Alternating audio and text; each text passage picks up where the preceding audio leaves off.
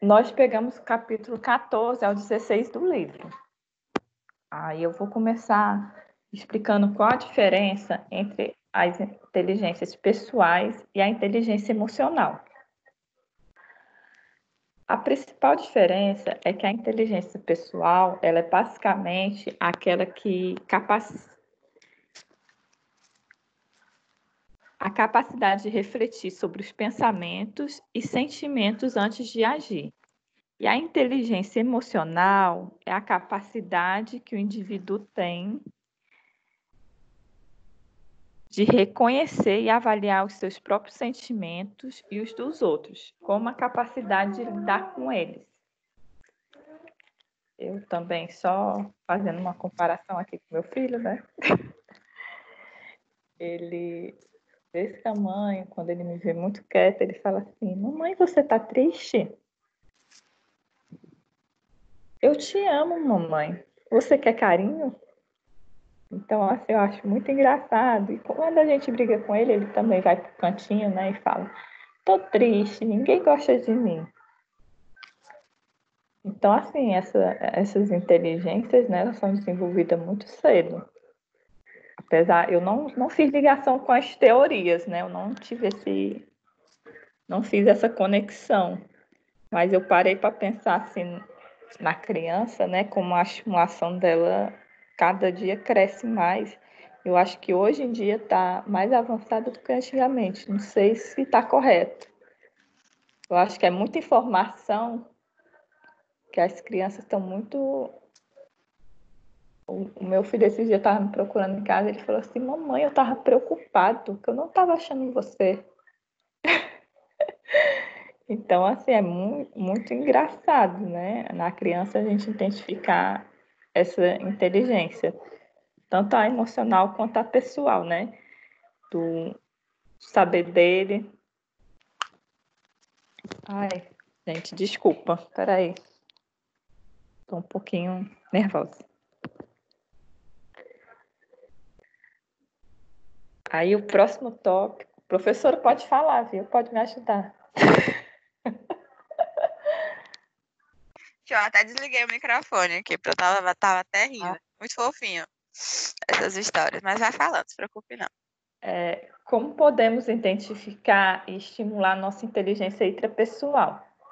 A inteligência intrapessoal ela é a capacidade de autoconhecimento realista e autorreflexão.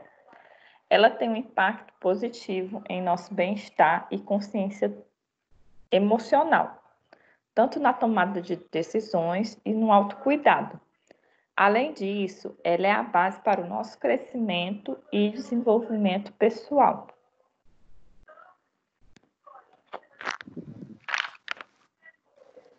Joelma? Oi. Pode começar. Já? Tá. Olá, Já bom dia. nervosa hoje, gente. Desculpa. Ó, eu fiquei com a parte da inteligência interpessoal. A inteligência interpessoal baseia-se na capacidade de perceber definições no outro, particularmente constante com seus estudos de ânimo, sua motivação, sua interação e seu temperamento. As pessoas se propõem bastante com o desempenho social, mesmo entre pessoas próximas com inteligências como a sua. Possivelmente lembra pelos outros, revelam em forma de inteligência. Naturalmente opõe em outras que jamais se interferem por si mesma. Aí, como estimular a inteligência? A estimulação não é muito difícil, mas tem resultados lentos. A atuação nas escolas é extremamente importante para agregar um treinamento com os pais. Algumas atividades podem ser feitas como construir hierarquia de valores pessoais, painéis de fotos, de autografia, são alguns produtos que podem estimular a inteligência.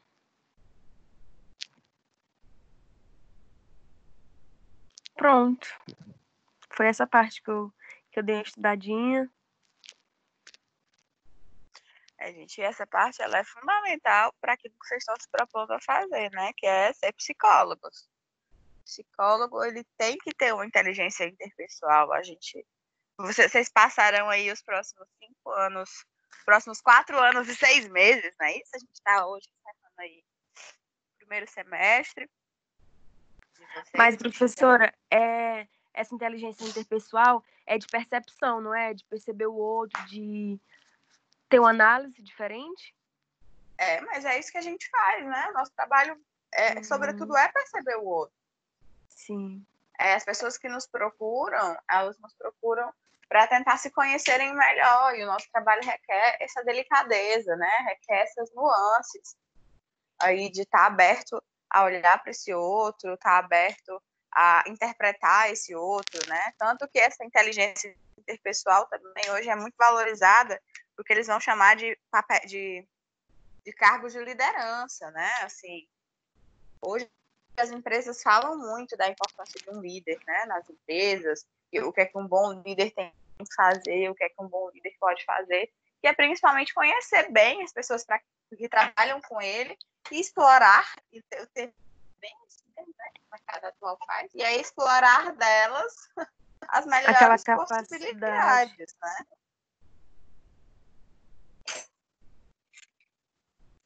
Então, assim, é estranho. Infelizmente, eu queria muito que vocês tivessem lido aquele livro do Caligares. Acho que aquele livro do Caligares vai despertar muito sobre isso. Eu acho que é claro que o livro do Caligares ele fala sobre ser terapeuta, né? E obviamente que nem todos vocês vão querer ser terapeutas. É natural que na psicologia você está vendo. Estamos aqui. Não, é porque eu vim para a cozinha. Eu tô com o celular, eu tô falando aqui na cozinha, que na cozinha fiquei com medo de vocês não estarem me ouvindo. Então, assim, aquele livro do Caligares, que eu queria que vocês tivessem lido, ele fala muito sobre isso, né? Sobre o terapeuta, ele tem que gostar de gente, né? O terapeuta, ele tem que ser uma pessoa aberta, né? Tem que realmente ter aprender a se conectar com os outros. Isso é uma função do nosso ofício. Se você não gosta de gente, fica bem complicado, sabe? Assim, a nossa profissão, eu posso falar das minhas profissões, porque eu tenho mais de uma, né? Eu tenho duas, eu sou professora e sou psicóloga. As minhas duas profissões me obrigam a gostar de gente. Se eu não gostar de gente, eu não conseguiria exercer nenhuma das minhas profissões, porque ambas pedem de mim uma inteligência interpessoal. A gente precisa ter cuidado no manejo do que a gente pode esperar das pessoas, a gente precisa ter cuidado no que a gente pode exigir das pessoas, como a gente pode exigir isso. Então, tudo isso requer um trabalho e um cuidado. E vocês passarão aí os próximos 5 anos e meio tentando aprender um pouco disso, né? Os próximos 4 anos e meio. Alguma dúvida?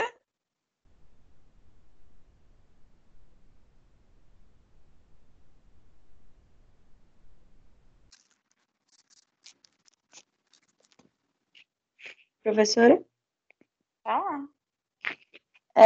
Não, é só porque a gente queria saber se vai seguir o cronograma e deixar a gente por último, porque era da semana passada, ou a gente apresenta logo.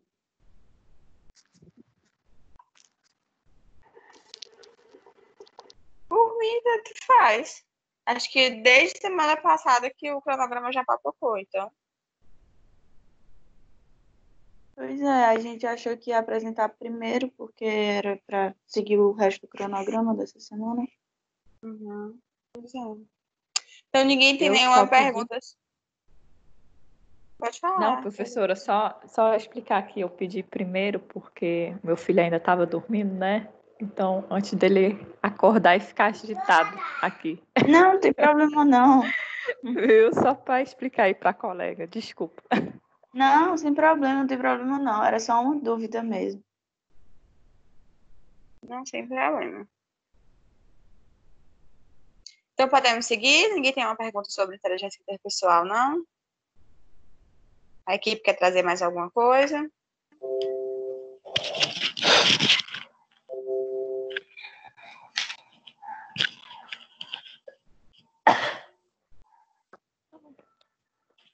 Então, seguiremos. Quem é que quer apresentar? A Rayane, a Mari e a Kézia. Só um minutinho. Só anotar aqui. Uhum.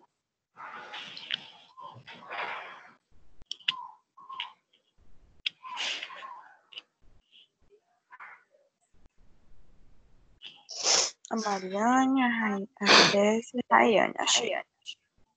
Ok. Ok, meninas. Pode começar. Mari? Bom dia, o meu nome é Mariane e eu vou apresentar junto com a Kézia e a Rayane os capítulos 11, 12 e 13. E eu vou começar com inteligência naturalista. Legal.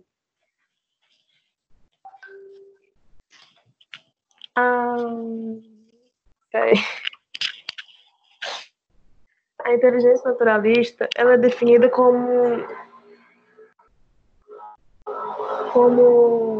a oitava inteligência, segundo Gardner. E praticamente a inteligência naturalista consiste na pessoa ter entender que existem diversos tipos de animais, plantas, e isso está presente em muita gente. Só que ninguém simplesmente busca ou não busca tanto essa inteligência.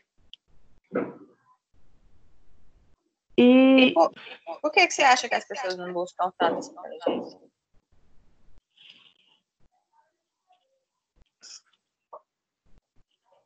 As pessoas estão mais focadas no meio comercial, no meio de desenvolvimento humano e não natural. E muita gente que tem essa capacidade, essa inteligência, muitas vezes tem uma planta que não seja artificial, ela repulsa muito como se diz, plantas artificiais, animais de estimação artificiais, porque tem gente que usa até um robozinho para ser o bicho de estimação. Mas gente que possui essa inteligência, mesmo que não evolua muito, ela tem essa perspectiva de ter um bichinho de estimação, de admirar a natureza, se encantar com o meio natural, ter várias plantas em casa ou não. Ela tende a cuidar muito da natureza em si. Além de também, se for trabalhado, pode exercer tanto várias áreas como geografia, botânica, jardinagem, naturalista, paisagista.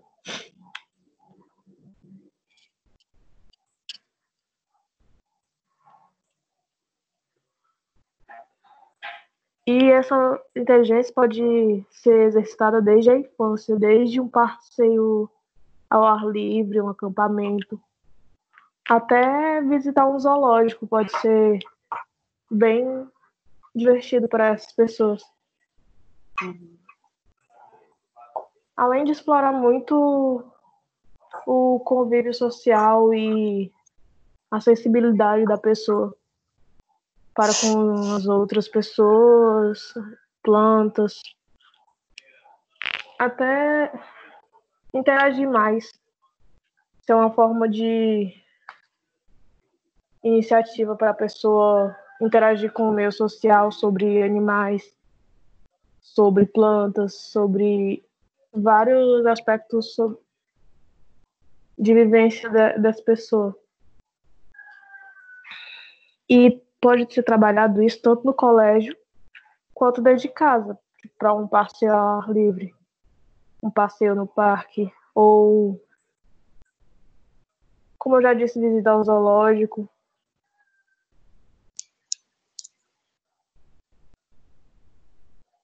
Até pesquisar sobre jogos interativos. Pode ser uma boa, tipo, observar um formigueiro, observar uma família de coelhos no zoológico, ou alguma coisa assim. Mara, deixa eu só fazer um adendo no que eu falo. Claro. Do jeito que tu tá falando, parece que isso é uma habilidade que algumas pessoas têm e outras não. Tudo aquilo que vocês estão Não, trazendo... todo mundo pode... tudo que vocês estão trazendo são inteligências que todos nós temos. E como acho que foi a Patrícia que falou, né? Até comentou que talvez as crianças de hoje sejam mais inteligentes. Não, elas não são mais inteligentes, elas são mais estimuladas. Então, elas têm acesso a mais opções de coisas, a uma diversidade maior do mundo. Então, naturalmente, elas são mais estimuladas. Então, se todos nós temos, né, inteligências naturalistas, obviamente que algumas pessoas vão ter mais desenvolvidas pelo acesso do que outras, né? Então, todo mundo vai ter acesso a todos nós temos essa capacidade naturalista. No entanto, algumas pessoas vão ter mais acesso a desenvolvê-las do que outras, né? Mas o autor vai destacar também, né, assim. E eu acredito que o mundo pós-pandemia, né, vai valorizar muito a questão do natural, né? Não é à toa que as grandes pandemias do mundo têm a ver com o não cuidado com a natureza, né? A salvação do mundo está pela natureza, né? Assim, a poluição, a degradação do meio ambiente, a mudança do clima, tudo está relacionado ao meio ambiente, né? Então, a nossa sobrevivência, a qualidade dela está relacionada ao meio ambiente que a gente vive, né? Além de também exercer não só o meio natural, quanto esses passeios, né? E atividades ao ar livre, não exerce só o natural, mas também pode ser utilizada para outros meios, tipo a criatividade para compor uma música, sendo um poema ou alguma coisa do tipo. Também na parte da observação, localização.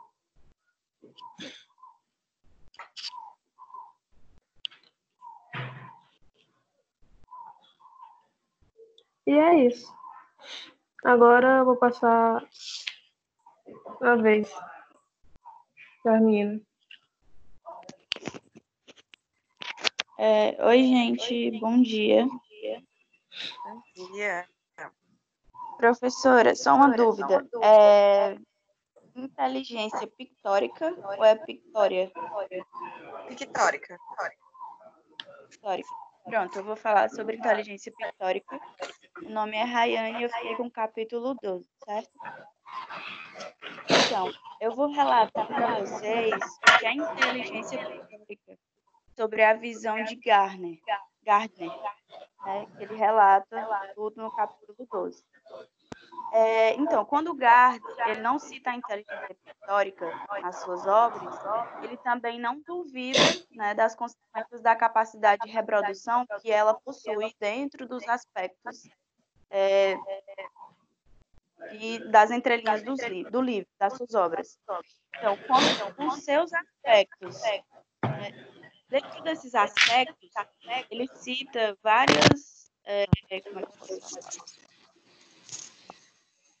coisas que levam a ser válido a facilidade em se expressar através de artes, por exemplo, pintar, criar e reproduzir os traços de alguma coisa em cores e afins.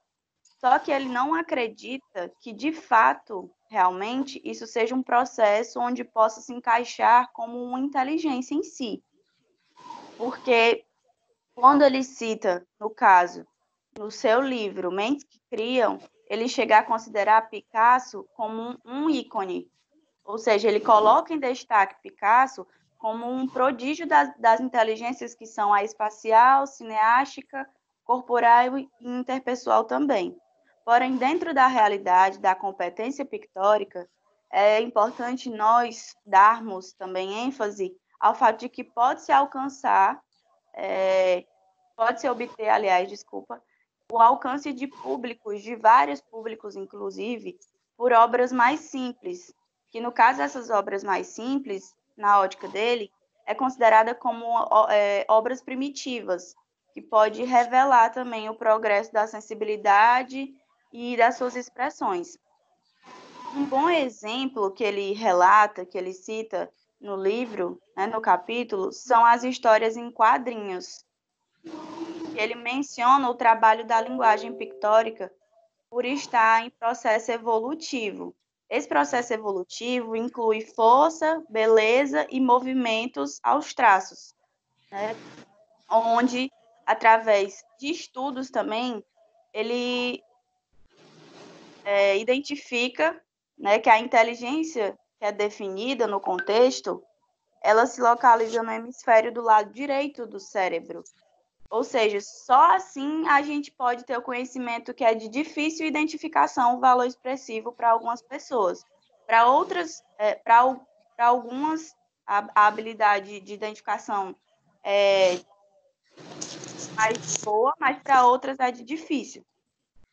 Já no campo pedagógico, levando para o campo pedagógico, ele menciona que o reconhecimento do aluno de saber identificar a maneira para lidar com isso é mais complexa, mas é justamente por ser difícil identificar isso, entendeu? É muito difícil identificar essa inteligência pictórica.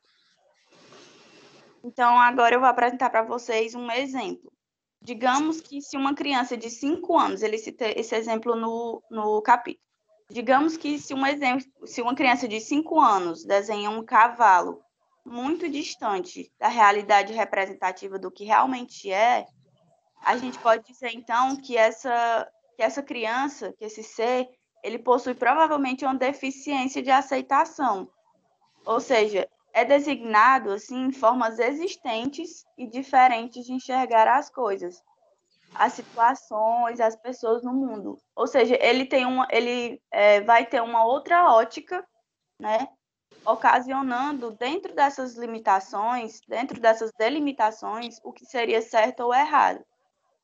Por exemplo, eu desenho um cavalo de uma forma, não sei se ficou bem claro, mas vou explicar de novo. Eu desenho um cavalo de uma forma diferente do que seria um cavalo na nossa ótica comum de todo mundo, na ótica geral. Se eu desenho esse cavalo de uma forma diferente, que não dê para identificar realmente, por exemplo, isso aqui eu desenhei um cavalo, não, mas isso aqui parece uma cobra, isso aqui parece um coelho.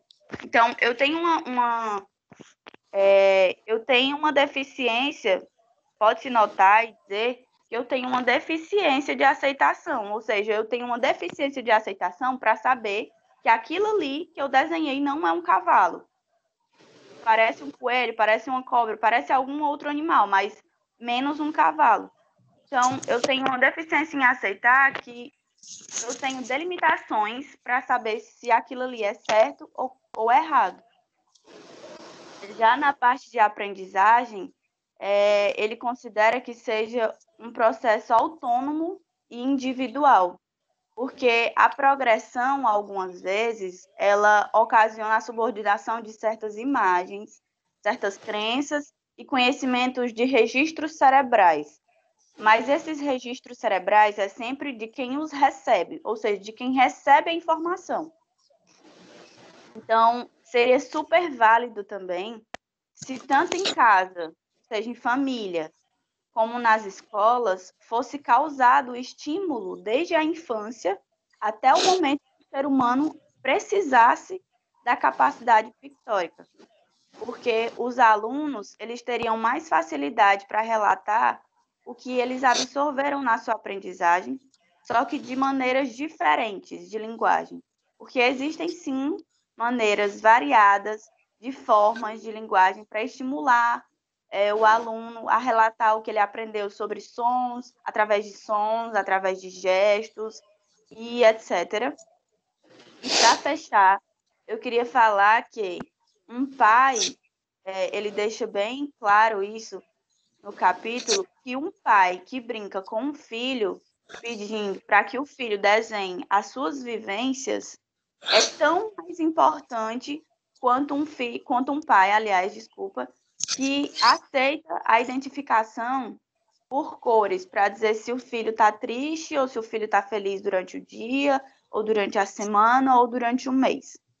Então, em alguns ambientes escolares é possível trabalhar, é possível ver, né, que eles trabalham, na verdade, o desenvolvimento de uma atividade recreativa.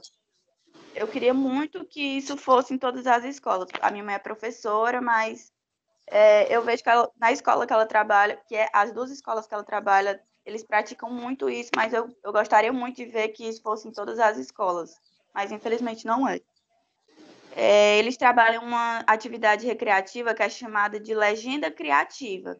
Na legenda criativa, eles buscam incentivar em grupo, né, ou individualmente, o aluno a colocar os fundamentos do saber dele, ou seja, os fundamentos da aprendizagem dele, o que ele aprendeu sobre o conteúdo de alguma maneira, ou o que ele aprendeu sobre algo da vida, do mundo, das pessoas, de alguma forma.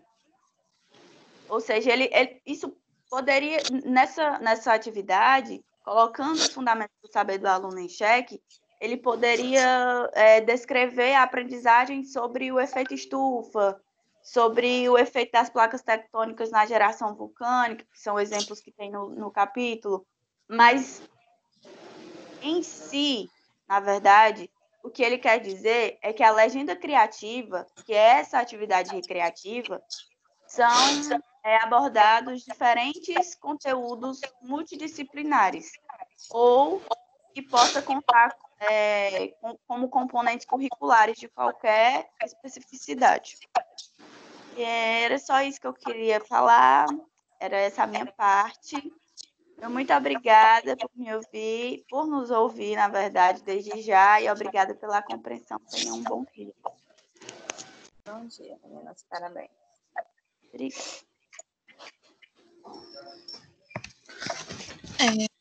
Bom dia.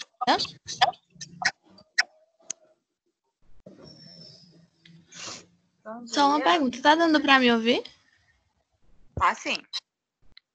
Certo. Eu vou falar um pouco sobre o capítulo 13 do livro, né, que fala sobre inteligência espiritual, né, se podemos admitir a existência de uma inteligência espiritual. Mesmo com a questão em aberto da aceitação ou não sobre a existência de uma nova inteligência, nós não podemos deixar de reconhecer que, sim, em algumas pessoas, certos aspectos e alguns talentos parecem ser um pouco exagerados, né? Isso inclui pessoas que obtêm um impulso religioso extremo, ou pessoas que afirmam ouvir vozes e mensagens metafísicas, né, que seriam mensagens que estão além do nosso mundo físico, e ainda aquelas pessoas que se entregam à doação ao outro, colocando essa missão de se entregar muito acima dos interesses pessoais da pessoa, né? Ou até mesmo fundamentalistas suicidas, que, de acordo com eles, em nome da fé, se transformam em bombas vivas para destruir inimigos, ou supostos inimigos da fé deles, que não concordem, não acreditem, né, que sejam contra aquilo que eles acreditam. E estabelecem fenômenos claros e notáveis em todos os tempos. Mas, mesmo assim, mesmo com todos esses fenômenos claros e pontuados, não podemos afirmar com certeza de que essas pessoas apresentem uma destacada inteligência espiritual. Falando sobre Howard Gardner, chega até acreditar que talvez possa exigir uma forma específica de inteligência, que poderíamos chamar de espiritual. Ele classifica ela como meia inteligência e afirma que acredita na existência de 8 inteligências e meia, né, que sendo essa meia como a inteligência espiritual. E considerando que esse cientista não acredita, é possível deduzir que sua relação abre espaço para dúvidas sobre a existência ou não dessa inteligência, né? ele não a considera inteira porque ela não alcançou os 8 passos essenciais para se identificar com as demais, né, com as outras inteligências. E, assim, danos cerebrais específicos que tornam claras algumas outras inteligências por limitar sua demonstração sem outras limitações, como é o caso da inteligência cinética corporal, né, que causa a perda de movimentos. Então, sem a perda da fala, da sensibilidade musical ou de outras inteligências, não parecem ter sido registrado nenhum caso em relação da inteligência espiritual. E dessa maneira, até onde se sabe, nada parece indicar que no cérebro humano exista um centro específico, né, uma área definida e localizada que essa inteligência espiritual more. E que essas pessoas que sofrem de traumatismo localizado percam a sua espiritualidade. E nem outras perdas sensíveis. Além disso, pessoas de extremo fervor religioso, como Jesus Cristo e até mesmo Gandhi, destacaram-se por várias outras inteligências muito altas, que parecem ter construído sua força mística e não caracterizando dessa maneira casos de idiotes savantes, né, que seriam os famosos prodígios. E os exemplos que citamos talvez demonstrem bem mais claramente a força da inteligência interpessoal, né, porque ele se manifesta através de uma elaborada descoberta do outro e empenho em sua construção pelos caminhos da fé. Mas uma breve análise das condições estruturais essenciais para dar competência, descrevendo-a como nova inteligência, parece tornar claro, né, porque Gardner considera a inteligência espiritual apenas uma meia inteligência. Em outras palavras, a tendência à forte espiritualidade passa por alguns quesitos que definem uma inteligência, mas estanca em outros. Ela não passa. E o mais correto seria afirmar que, no atual estágio de conhecimento neurológico, não é possível que exista uma inteligência espiritual. Só que não exclui a necessidade de estímulos para isso. Né? Um exemplo seria que uma criança, ela precisa sim ser levada a descobrir o caminho da espiritualidade e, independentemente da religião que ela for seguir, até mesmo como demonstração dos naturais limites da ciência e do conhecimento adquirido pelo homem, o estudo da vida de alguns santos, a descoberta do fervor de Gandhi por sua gente, pois ele era muito apaixonado por eles, inúmeros outros exemplos, né, que são capítulos da conquista humana que não podem ser esquecidos ou ignorados, sendo a existência dessa inteligência verídica ou não.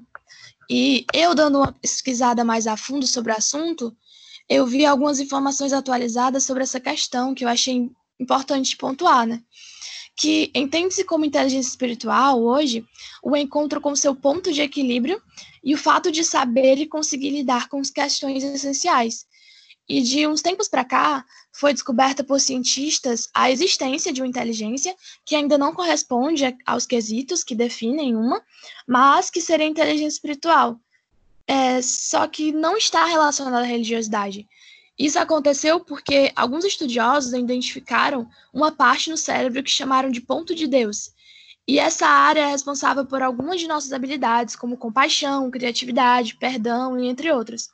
E da mesma forma que podem ter pessoas que acreditam em Deus e não terem uma inteligência espiritual aguçada, também pode existir ateus com bastante dessa inteligência. Isso porque a inteligência espiritual diz respeito à aptidão do ser humano em dar sentido e valor aos pensamentos e comportamentos, fazendo com que eles guiem ações e solucionem problemas. E, portanto, a inteligência espiritual nada mais é do que a capacidade do ser humano em, de acordo com as crenças, valores e ações corretas, equilibrar sua razão e sua emoção com o mundo exterior e, assim, encontrar seu propósito de vida. Nosso trabalho foi esse, relatando sobre esses 3 capítulos, e deixamos aqui nosso muito obrigado por nos escutar, pela compreensão e paciência de todos, e tenham um bom dia.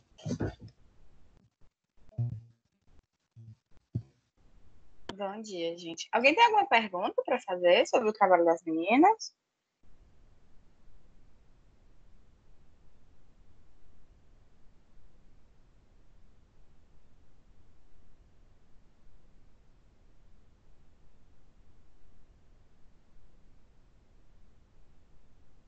Nenhuma pergunta?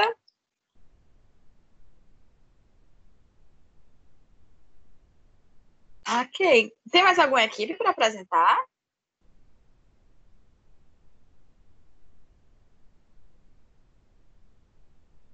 Pessoal, vocês estão me ouvindo? Tem a da Camila e da Vanúzia, de acordo com a lista. Só tem elas, não tem mais gente, não? No papel tá faltando tanta gente ainda.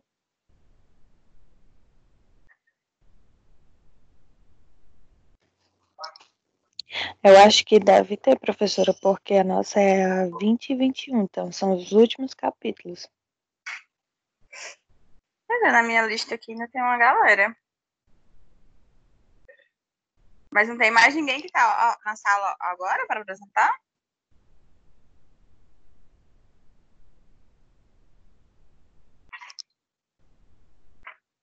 É isso? Ainda faltam 8 capítulos, né, para serem apresentados, no caso. Uhum.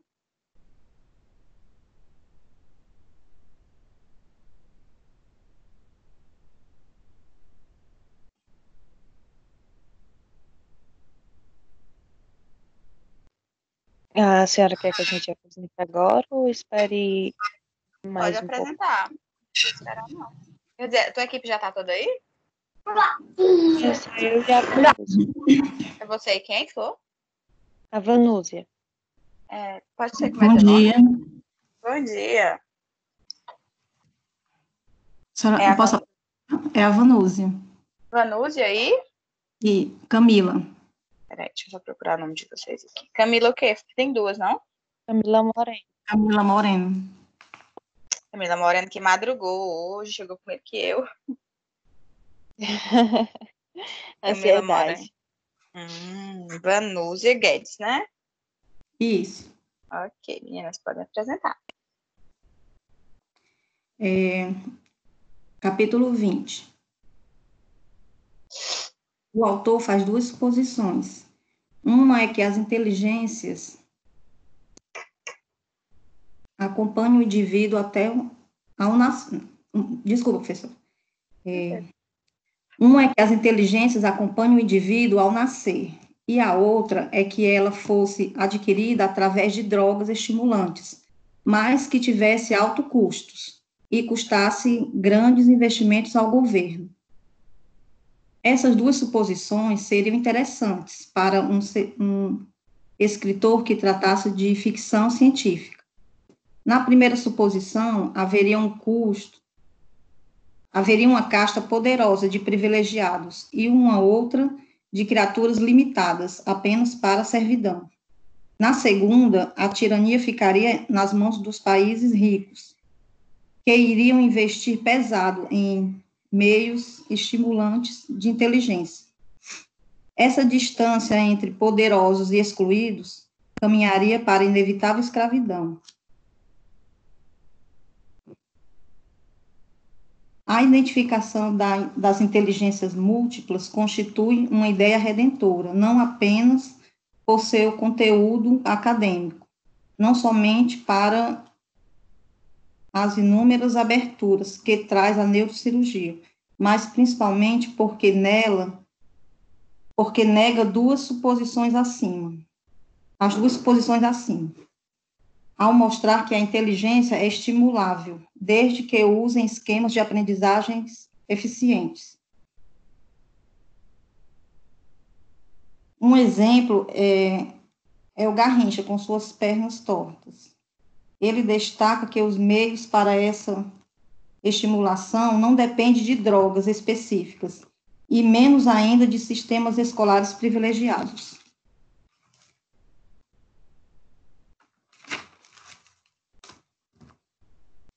Existem escolas que, por não saber como estimular essas inteligências, atiram no lixo tudo quanto constitui a experiência existencial, algumas vezes pelo método de ensino do professor. A sorte dessa criança é que existe algumas vezes horas de recreio não muito monitoradas, em que podem praticar na vivência interpessoal a bagagem de suas inteligências reprimidas.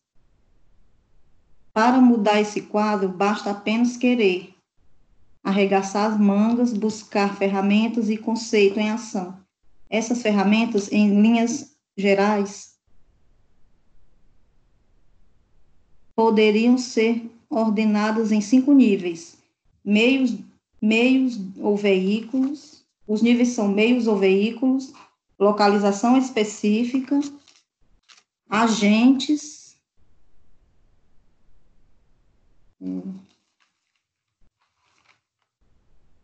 e programas e sistema de avaliação.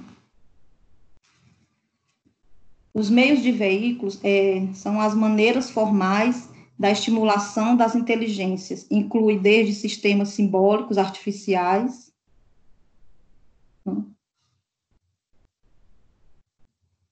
como as disciplinas curriculares, ou até a diversidade crescente de meios, incluindo manuais, livros didáticos, mapas, revistas e jornais, vídeos, computadores e até salas ambientes.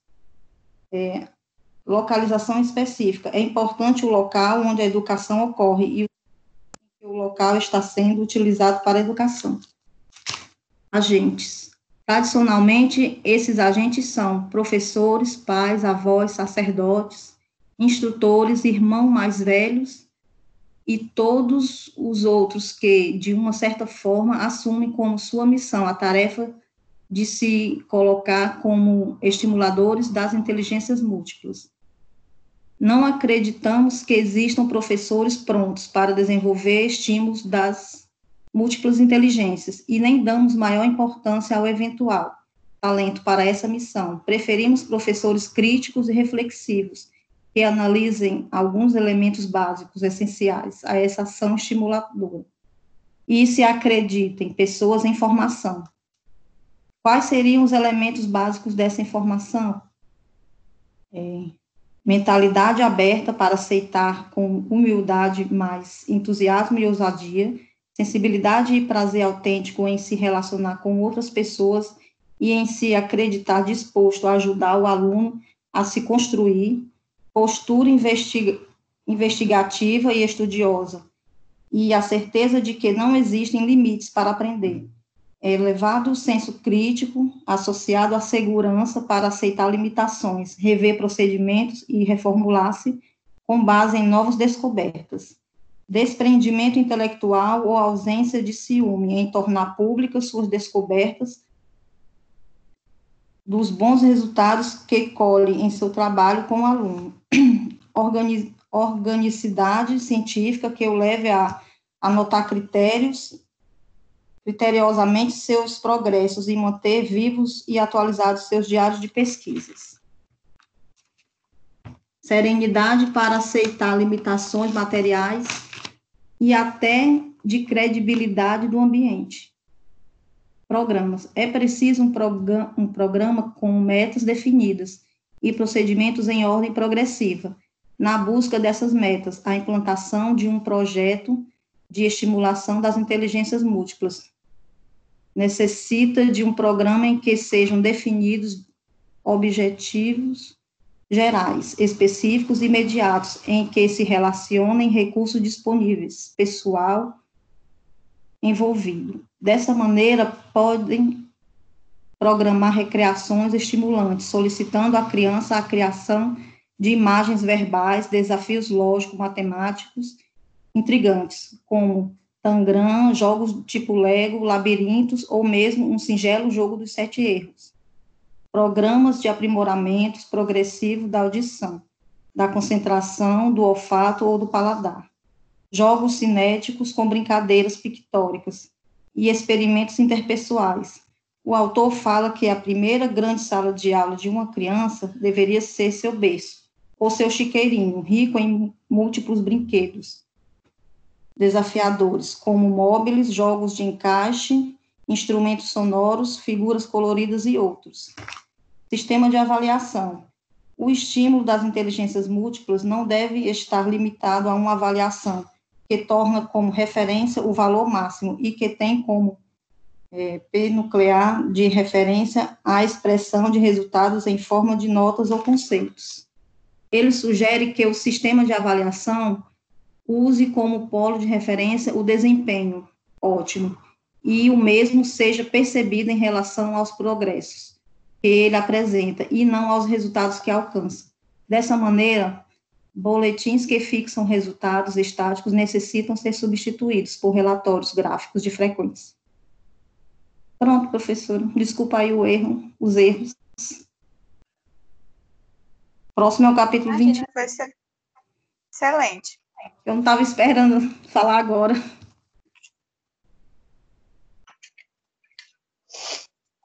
Agora é a Camila que vai falar. Meu nome é Camila, né? E hoje eu vou apresentar o capítulo 21. Vocês estão me ouvindo direitinho? Sim. Ah, tá bom.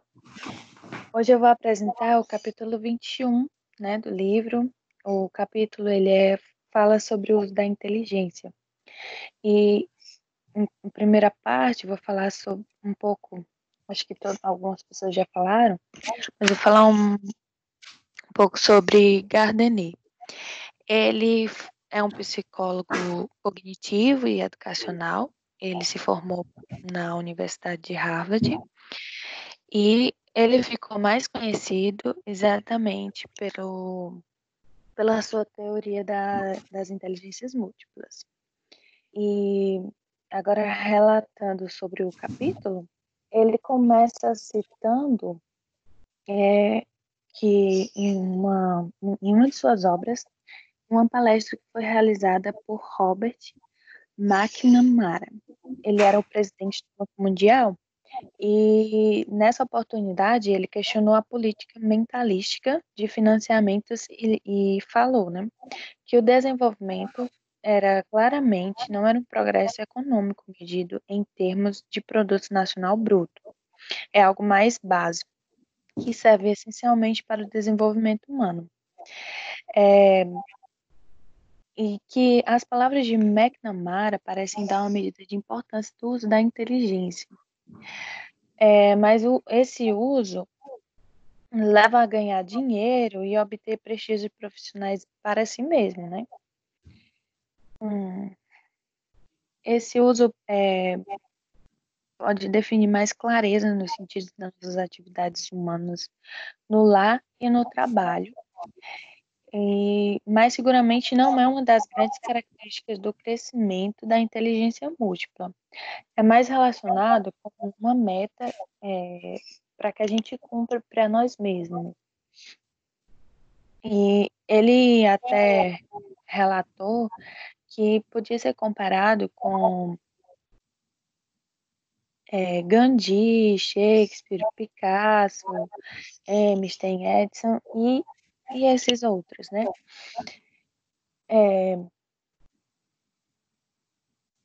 Em que tem uma visão de que a inteligência, ela, no geral, sofre um abalo, em que os estudos,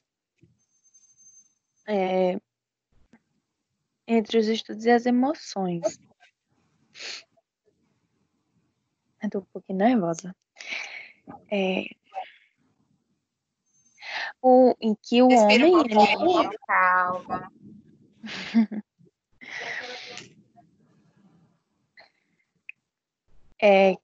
Ele fala que até o século XX, o homem ele era restrito e limitado. Mas, a partir do desenvolvimento da ciência, no século XXI, ele se tornou um homem mais múltiplo, holístico e uma capacidade de expansão um pouco maior.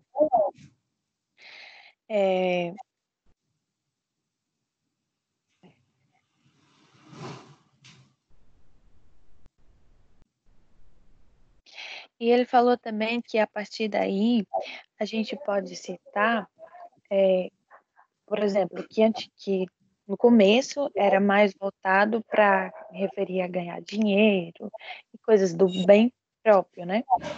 Já depois, ele ficou como um desenvolvimento pessoal em certa parte, só que onde você podia influenciar outras pessoas também com o que você aprendeu, com seus conhecimentos, e alcançar uma visão maior do mundo, né? Deixa eu ver aqui. Ele também relata que a importância de observar o homem holístico, que o estímulo das inteligências múltiplas, na realidade já existe. Porém, entre 1000 homens de diferentes lugares, que podem vir ser admiráveis, sintetizados em cada uma das pessoas que nos cercam. Que tem na alfabetização matemática e musical, que nas crianças japonesas, por exemplo, eles têm como se fosse uma disciplina extra na escola onde eles estudam. E o,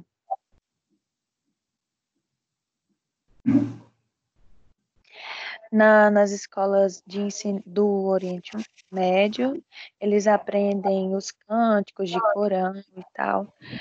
E já relacionado que o brasileiro, ele usou como exemplo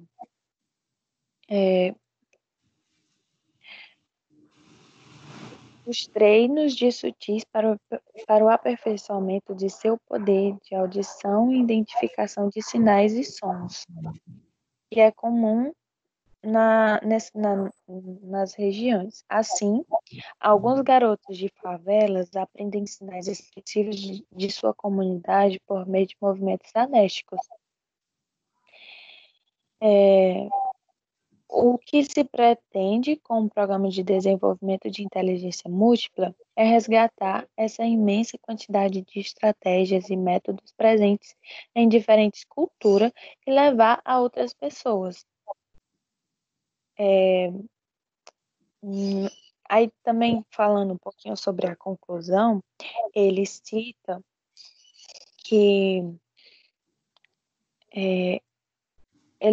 assim que ele gosta muito das palavras mágicas de Manuel Bandeira, onde ele cita a inteligência linguística brasileira, que ele diz no poema dele, né? Eu faço um verso como quem chora, de desalento e de desencanto.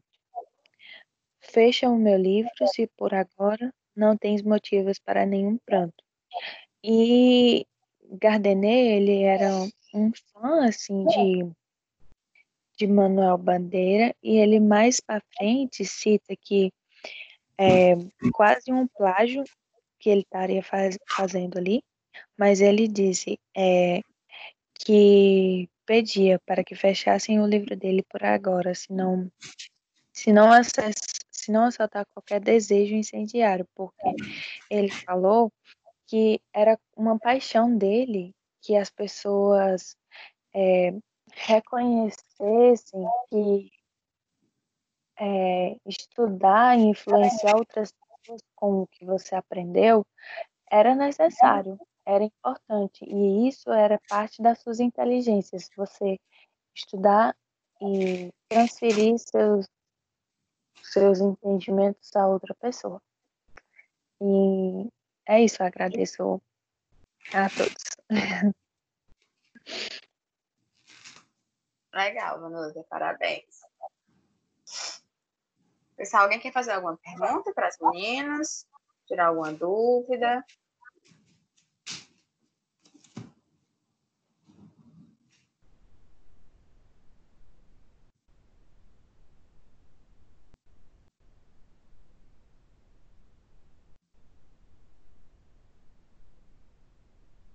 Não? Pessoal, tem mais alguma equipe para apresentar?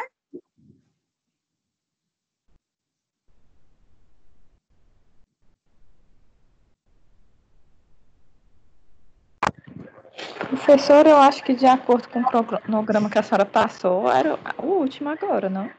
Capítulo 20. É porque eu estou no celular, não estou conseguindo ver. Se alguém puder olhar para mim, quem é que ia apresentar hoje, eu agradeço.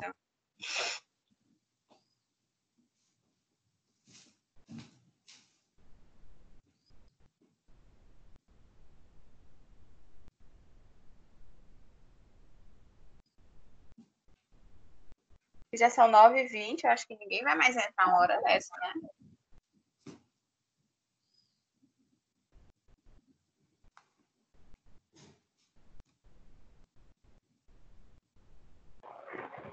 Era só aqui no cronograma 3 grupos hoje, professora. Já foram apresentados 3 grupos, né? Já. Então, pessoal, Mas não acho que tem mais? não, eram só aqueles grupos mesmo. Certo. Semana passada, 2 grupos não apresentaram. Então, assim, para o pessoal que não apresentou o trabalho, porque não pôde, teve algum problema, esse trabalho ele valia a nota. Então, como vocês sabem, prova, vocês têm direito a uma segunda oportunidade, né?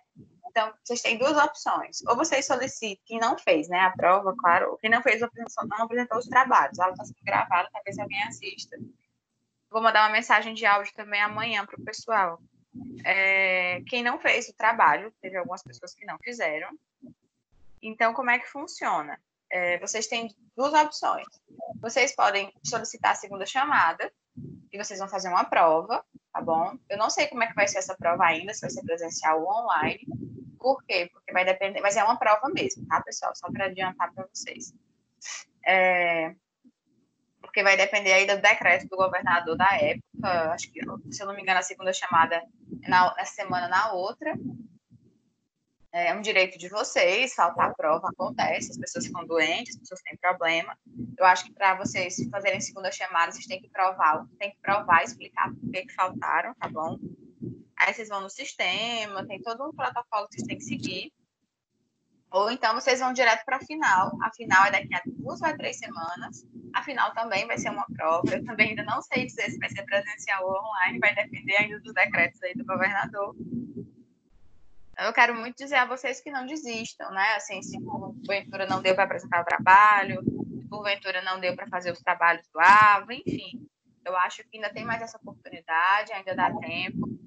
Aproveita que você vai ficar de férias das outras disciplinas e faz mais as leituras. Tira essas, não só na minha disciplina, mas eventualmente se você for de final e outra disciplina também. Acho que nunca é tarde para a gente recuperar. Não é porque você saiu mal que é hora de você desistir, mas pelo contrário. Se não saiu tão bem numa disciplina, agora é a hora de você, já que você vai, né, conseguiu tirar as outras, já conseguiu não se preocupar com as outras, focar nessa que você não saiu tão bem e aproveitar para você passar né, e poder ir para o próximo semestre tranquilo com todas as disciplinas cumpridas, tá bom? Então não desistam, respirem fundo. Tá acabando, semestre maluco. Vocês começaram no semestre mais louco da história. Não só de vocês, mas de todo mundo, né? Nossa, da faculdade. Mas eu quero agradecer aí a atenção, o cuidado. Espero que nós nos reencontremos por aí, né? Presencial ou online.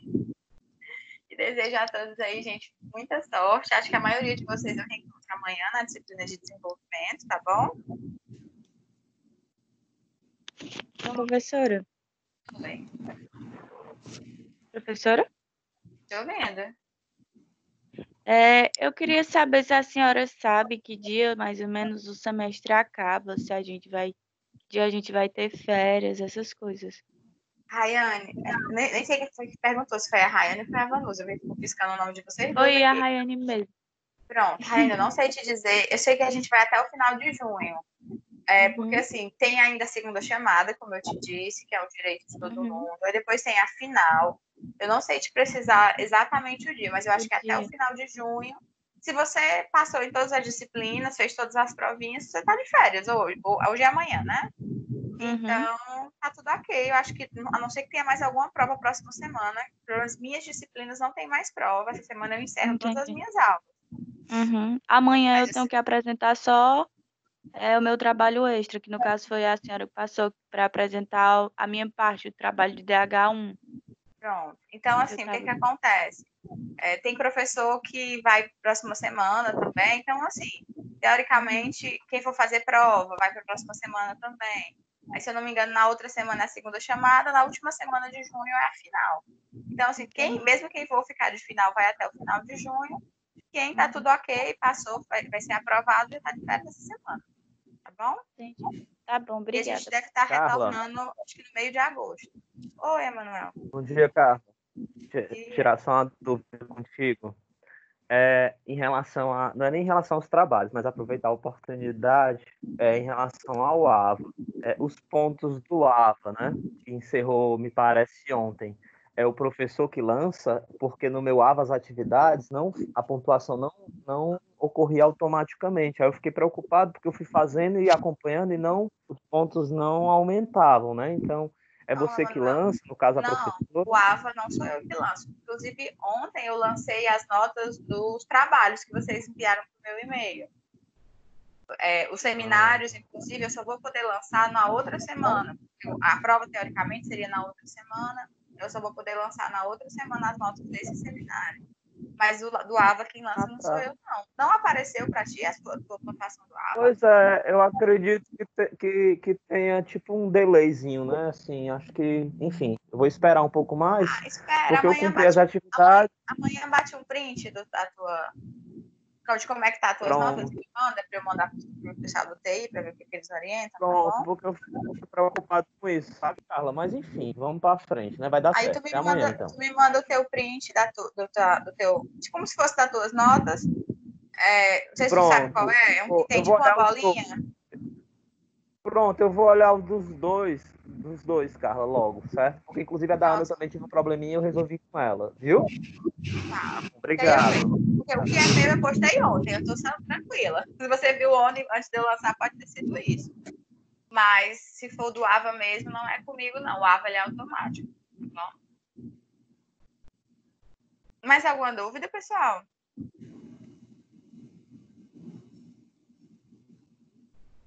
Então, assim, gente, as dúvidas que forem surgindo ainda até junho, vocês podem estar me chamando no privado e perguntando, tá bom?